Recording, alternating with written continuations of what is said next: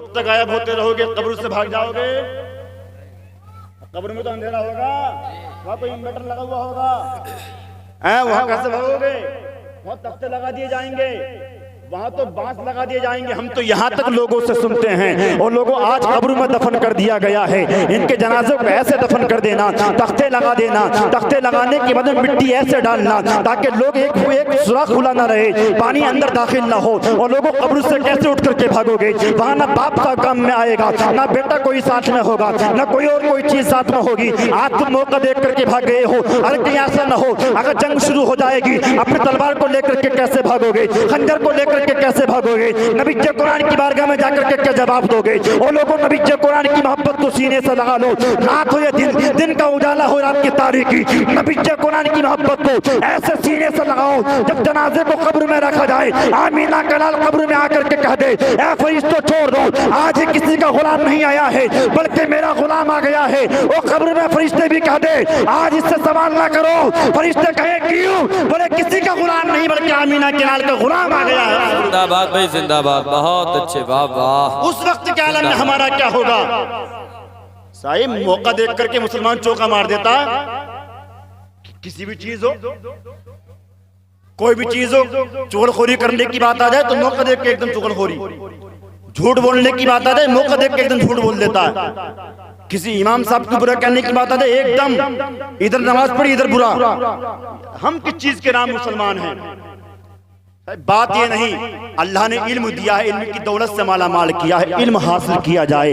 अल्लाह ने ऐसी किताब आता फरमाई है, हजरत मूसा कलीमुल्लाह ने अल्लाह की बारगाह में अर्ज की, मौला मैंने एक ऐसी उम्मत का जिक्र तौरात में पढ़ा है जो उम्मत बड़ी बेहतर होगी, बड़ी अच्छी उम्मत होगी। उस उम्मत का जिक्र मैंने किताब तौरात में पढ़ा है। ऐसी उम्मत होगी जब वो दुआ करेगी तो दुआ कबूल फरमा लेगा, जब वो किताब पढ़ेगी किताब कबूल फरमा लेगा, जब नमाज पढ़ेगी नमाज कबूल फरमा लेगा। और अपने मुकद्दर की लकीरों पर नाज करें हम लोग, हमें नबी कुरान अल्लाह रब्बुल इज्जत ने आमीना के लाल की उम्मत में पैदा फरमाया है। आप पहली उम्मतों के जायजे लें। तुम्हारे भतीजे की तमन्ना ये है कि मक्के का सबसे अमीर इंसान उसको बना दिया जाए, हम वो भी करने के लिए तैयार हैं। जो तुम्हारे भतीजे की तमन्ना है हम वो तमन्ना पूरी कर देंगे। मगर अपने भतीजे से कह दो हमारे माबूद को बुरा ना कहे, हमारे खुदाओं को बुरा ना कहे। हम जिनके सामने अपनी पेशानी को झुकाते हैं, उनकी इबादत करते हैं, हमें बुरा लगता है जब तुम्हारा भतीजा हमारे खुदाओं को बुरा कहता है। अबू तालिब के पास आकर के इतना कहा था, अबू तालिब की आंखों में आंसू आ गए। नारे रिसालत शायर इस्लाम मोहतरम मोहम्मद अब्दुल कादिर मुरादाबादी, नारे तकबीर, नारे रिसालत, माशाअल्लाह। अबू तालिब के पास आए, आकर के कहने लगे, अबू तालिब अपने भतीजे से कह दो अगर तुम्हारे भतीजे की तमन्ना ये है कि मक्के की सबसे हसीन जमील लड़की से शादी कर दी जाए, हम वो भी करने के लिए तैयार हैं। अगर तुम्हारे भतीजे की तमन्ना ये है उसको मक्के का सबसे अमीर इंसान बना दिया जाए, हम वो भी करने के लिए तैयार हैं। मगर अपने भतीजे से कह दो हमारे खुदा को बुरा ना कहे, हमारे माबूदों को बुरा ना कहे, हमारे खुदाओं की बुराई ना करे। अबू तालिब ने इतना सुना, सुन करके आंखों में आंसू आ गए, आंखों में आंसू आने थे। मुश्रिकीन ने मक्का, अबू जहल चला गया, अबू लहब चला गया। जाने के बाद में मोहम्मद बिन अब्दुल्लाह नबी कुरान अबू तालिब की बारगाह में आए। आने के बाद में अबू तालिब की बारगाह में आते हैं, आकर के देखा अबू तालिब की आंखों से आंसू निकल रहे हैं, इतनी बेदर्दी से रो रहे हैं। अबू तालिब की दाढ़ी मुबारक तर हो गई है, आंखों में आंसू आने शुरू हो जाते हैं। आमीना के लाल ने पूछा, ऐ मेरे चचा हो क्या गया है? आपकी आंखों में आंसू क्यों आ गए हैं? आप रो क्यों रहे हैं? रोने की वजह क्या है? अबू तालिब ने कहा था, भतीजे मुश्रिकीन ने मक्का मेरे पास आए थे, उन्होंने आकर के कहा था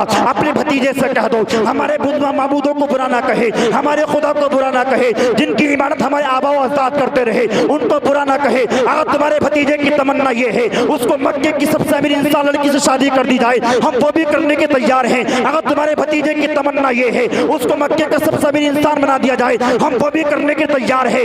मगर आमीना के लाल ने इरशाद फरमाया था, ऐ मेरे चचा अबू तालिब सुन लो, ये मुश्रिकीन मक्का कहते हैं मक्के की सबसे खूबसूरत लड़की से मोहम्मद का निकाह कर देंगे। ये मुश्रिकीन मक्का कहते हैं हम मक्के का सबसे अमीर इंसान बना देंगे। मगर नबी कुरान की शान देखो, आका इरशाद फरमाते हैं इन मुश्रिकीन मक्का से कह दो, ये मुश्रिकीन मक्का मेरे एक हाथ में ला करके चांद रख दे और दूसरे हाथ में ला करके सूरज रख दे। अगर वो ये चाहते हैं मैं खुदा की वहदानियत का ऐलान करना छोड़ दूं, मोहम्मद जान दे सकता है, मैं खुदा की वहदानियत का ऐलान नहीं छोड़ सकता। मोहम्मद सब कुछ कर सकता है, मगर खुदा की वहदानियत का ऐलान नहीं छोड़ सकता, क्योंकि नबी कुरान ने ये मजहब, ये मजहब इस्लाम, ये कुरान, ये किताब हमको ऐसी अता फरमाई है कि लोगों की हिदायत और रहनुमाई करने के लिए अता फरमाई है। साहिब, ये कुरान बड़ी मुकद्दस किताब है, बड़ी पाकीज़ा किताब है, बड़ी ताहिरा किताब है। रात में पढ़ोगे रात में सवाब मिलेगा, दिन में पढ़ोगे दिन में सवाब मिलेगा, जब पढ़ोगे जब सवाब मिलेगा। मगर मिल्लत के नौजवानों, मेरा नबी और तुम्हारे नबी इरशाद फरमाते हैं, अल्लाह रब्बुल इज्जत ने ऐसी पाक किताब अता फरमाई है, अपने बेटों को कुछ सिखाओ ना सिखाओ, मगर कुरान इतना जरूर सिखाओ कि जब बाप का जनाजा तड़प रहा हो, जिस्म तड़प रहा हो, और बेटे कहें डॉक्टर को बुला करके लाओ, बेटा कहे डॉक्टर को नहीं, कुरान लेकर के आओ।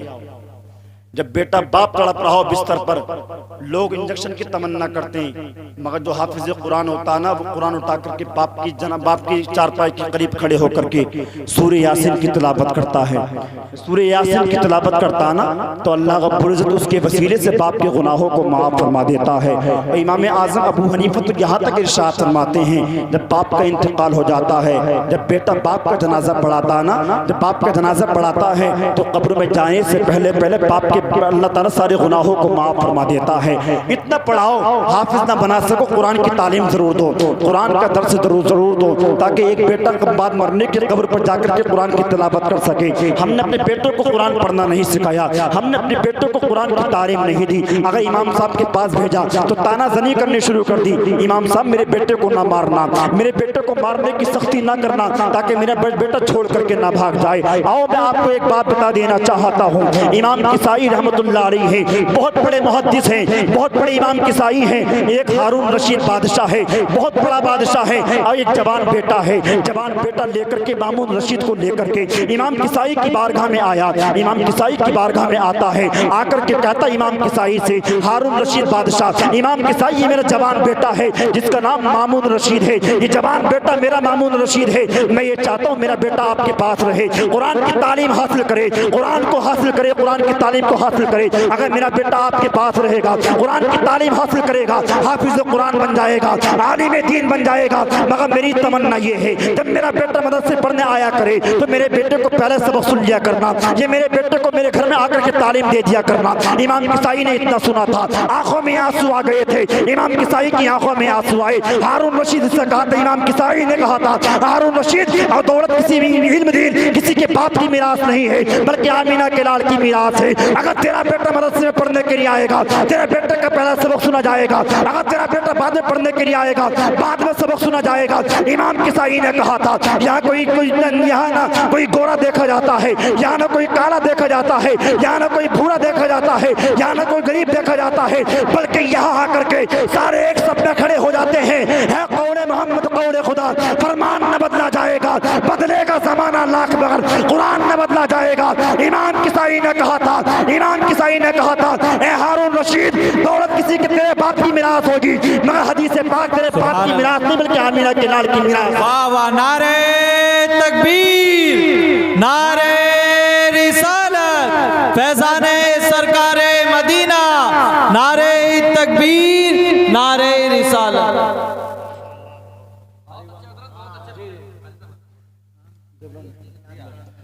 दुरूद पाक पढ़े, अल्लाहुम्मा सल्ली व सल्लिम अला सय्यिदिना व शफीइना व नबीना व मौलाना मुहम्मदिन मुबारक वसल्लम, सल्लु अलैहि सलातो व सलाम अलैका या रसूलल्लाह सल्लल्लाहु अलैहि वसल्लम। इमाम किसाई के पास आया, आकर के कहने रशीद, मेरे बेटे को कुरान की तालीम दे, सबसे पहले सबक सुनना। इमाम किसाई ने कहा, नहीं सुनूंगा, तुम मेरे घर में आकर के तालीम दे देना। नहीं दूंगा। इमाम किसाई से कहा, फिर क्या होगा? बोले, अगर आपको अपना बेटा पढ़ाना ना, तो मेरे पास आकर के अपने बेटे को भेजा करो, मैं तब कुरान की तालीम दूंगा। इमाम किसाई के पास बेटा आना शुरू कर देता है। एक दिन गया, 2 दिन गए, एक वक्त ऐसा आया, इमाम किसाई के वुजू कर रहे थे, और इमाम हारून रशीद बादशाह का बेटा वुजू करा रहा था। इमाम किसाई वुजू कर रहे थे, हारून रशीद बादशाह का बेटा किसी प्रधान का बेटा नहीं, किसी मुख्यमंत्री का बेटा नहीं, किसी नेता का बेटा नहीं, बादशाह का बेटा। हजारों खुद्दाम जिसके पास रहा करते हैं, हजारों खुद्दाम जिसके दरवाजे पर खड़े रहा करते हैं और जिसके हुक्म का इशारा सुनने के तैयार रहते हैं। इमाम किसाई ने कहा था मैं तेरे बेटे का सबक नहीं सुनूंगा। इमाम किसाई ने इतना कहा था। हारून रशीद ने कहा अपने बेटे को पहले भेजूंगा, आप मेरे बेटे का पहले सबक सुनना। मगर इमाम किसाई की आंखों में आंसू आए। इमाम किसाई वुजू कर रहे थे, हारून रशीद बादशाह का बेटा वुजू करा रहा था। हारून रशीद बादशाह का बेटा वुजू कराता है। वुजू किस तरीके से करा रहा है? हारून रशीद बादशाह का बेटे लोटे से पानी डाल रहा है और इमाम किसाई अपने हाथों से पांव धो रहे हैं। हारून रशीद ने इतना देखा था, आंखों में आंसू आ गए। रास्ते से गुजर रहा था, जब बेटे को देखा आंखों में आंसू आ गए। लोगों ने सोचा था आज इमाम किसाई को सख्ती दी जाएगी, इमाम किसाई को जेल में बंद कर दिया जाएगा, इमाम किसाई को मारा जाएगा। मगर हारून रशीद ने अपना चाबुक निकाला। चाबुक निकालने के बाद में अपने बेटे की पुष्ट पर मारना शुरू कर दिया। इतना मारा, बेटे की कब्र को जख्मी कर दिया था। बेटे की आंखों में आंसू आ गए थे। इमाम किसाई की बारगाह में खड़ा है बेटा, हाथों को जोड़ करके कहा था अब्बा हुजूर मारने की वजह क्या है? अपने उस्ताद का कहना भी मानता हूँ, बाप का कहना भी मानता हूँ, कुरान की तालीम भी हासिल करता हूँ, मगर मारने की वजह क्या है? इमाम किसाई की बारगाह में आकर खड़े होकर के कहा था। हारून रशीद ने कहा था ऐ नालायक बेटे, अल्लाह ने तुझे तो हाथ दिए हैं, एक हाथ तुझे पानी डालने के लिए दिया है और एक हाथ तुझे उस्ताद के पांव धोने के लिए दिए हैं। हारून रशीद ने जमाने के लोगों को पैगाम दे दिया था अगर बेटा पढ़ाना चाहते हो तो बेटे से अदब करने से पहले बेटे के उस्ताद का अदब करना होगा। बेटे को पढ़ाना चाहते हो बेटे के उस्ताद की इज्जत और तकरीम करनी पड़ेगी। साहिब उलमा की कदर करें हम, उलमा की इज्जत करें हम, उलमा की ताज़ीम करें हम। ये जो बेटियां हमारी कुरान तो पढ़ती हैं, आधी पढ़ी होती हैं, आधी पढ़ी नहीं होती, कि इन्हें कब्र में नहीं जाना है? कब्र में हर किसी को जाना है। और एक हदीस पाक हजरत जबल से रिवायत है, नबी फरमाते हैं जब इंसान को कब्र में रखा जाएगा ना तो कुरान इंसानी शक्ल में आएगा और आकर के कहेगा फरिश्तों छोड़ दो। बोले क्यों? इस इंसान ने रात की तारीकी में मेरी तिलावत की थी, सूखी रोटी खाकर के मेरी तिलावत की थी, भूखा रहता था, आधा पेट खाना कहा करता था। वो लोग अपने मुकद्दर की लकीरों पर नाज किया करें। जो लोग जो बच्चे उन माँ बाप उन घरों में खाना खाया करते हैं, ये बच्चे कितने इज्जत वाले हुआ करते हैं, ये हाफिज कुरान कितनी तालीम देने वाले हुआ करते हैं। आओ मैं आपको एक बात बताऊं। एक कर्मचारी था, मदरसे में झाड़ू मारने वाला था, मदरसे में झाड़ू मारा करता था, खिदमत किया करता था मदरसे के बच्चों की। कभी आटा लेकर के आया करता था, कभी चावल लेकर के आया करता था। और लोगों उस इंसान को मदरसे के बच्चे कहा करते थे हिमार। हिमार कहते हैं गधे को, गधा कहा करते थे। बाप ने देखा आंखों में आंसू आ जाते हैं। उस इंसान ने मदरसा छोड़ दिया, अपने घर में जिंदगी गुजारनी शुरू कर दी और लोगों से कहा कि लोग मेरी मजाक बनाते हैं, लोग मेरी मजाक बनाते हैं, मुझे गधा कहा करते हैं, मैं मदरसे में नहीं जाऊंगा, सफाई नहीं करूंगा, मैं मदरसे में नहीं जाऊंगा।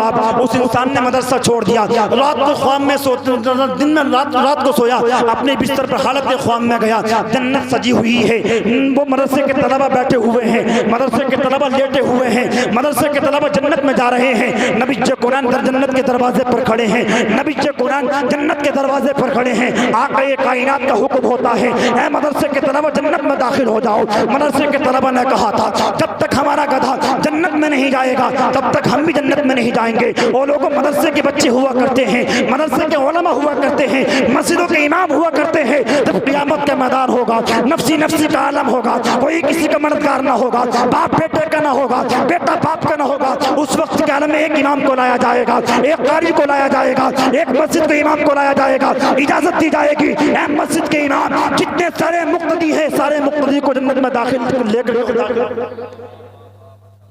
इमाम का हुक्म होगा। और जो लोग इमाम की बुराई करते हैं, जो लोग इमाम को बुरा कहते हैं, जो लोग इमाम की चुगलखोरी करते हैं, उनका क्या अंजाम होगा? यहां तक हदीस पाक है कि क़यामत के मैदान में अगर किसी इंसान ने इमाम साहब के लिए वुजू के लिए लोटा भर करके दिया होगा तो वुजू का पानी भी उसकी शफाअत करेगा। और आज लोग ये समझते हैं कि लोटा भी इमाम साहब भर कर दें।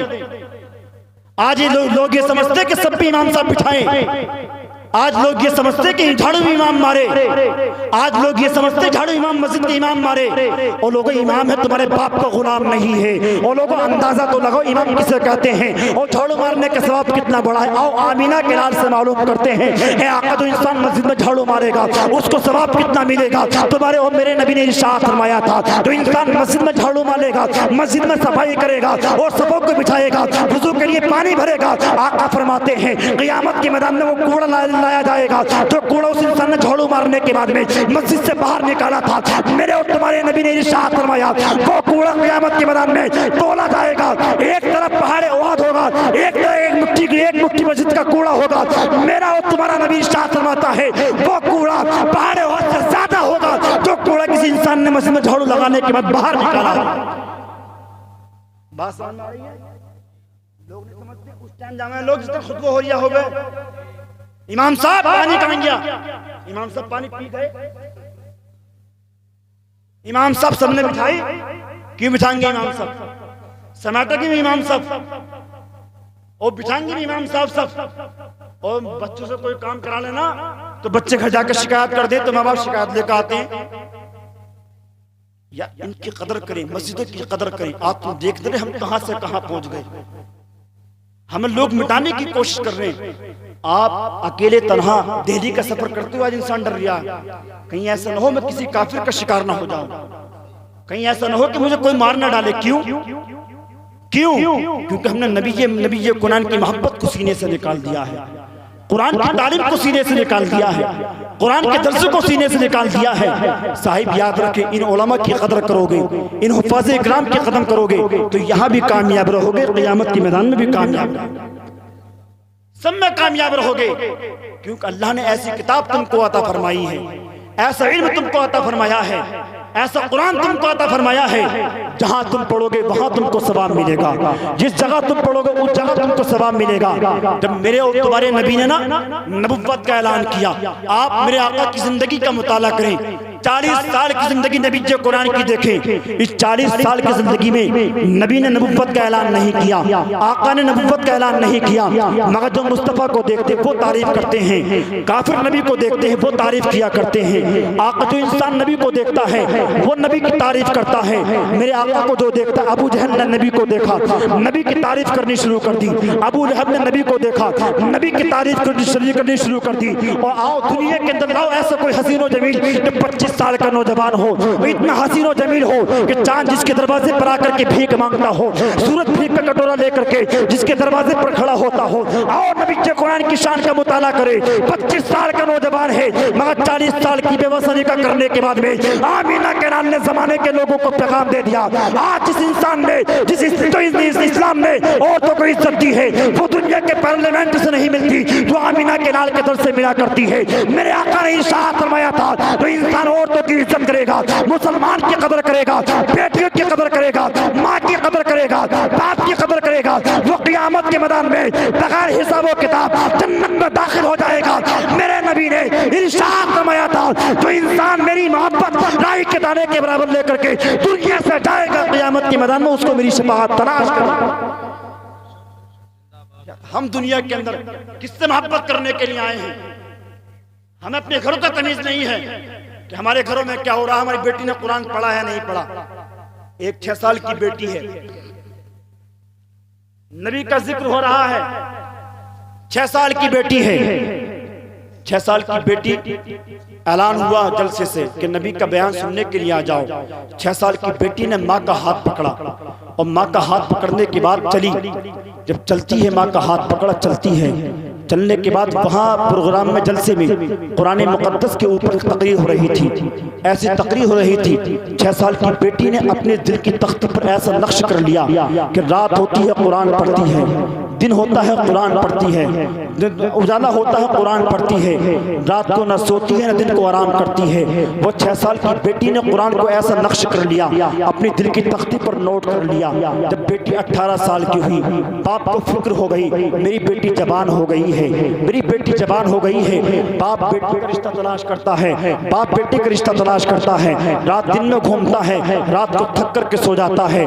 बेटी ने बाप के दामन को पकड़ा था और पकड़ने के बाद कहा था, मेरे बाप दिन में कहाँ जाते हो, दिन में तुम नजर नहीं आते, दिन में कहाँ रहा करते हो। मेरे और तुम्हारे नबी के दीवाने ने कहा था, ऐ बेटी मैं तेरा रिश्ता तलाश करने के लिए जाता हूँ। उस 6 साल की बेटी ने कहा था, अगर मेरा रिश्ता तलाश करना है तो मेरा रिश्ता तलाश करना है तो स्कूलों में न जाना, कॉलेजों में न जाना, अगर मेरा रिश्ता तलाश करना है तो मदरसे में चले जाना।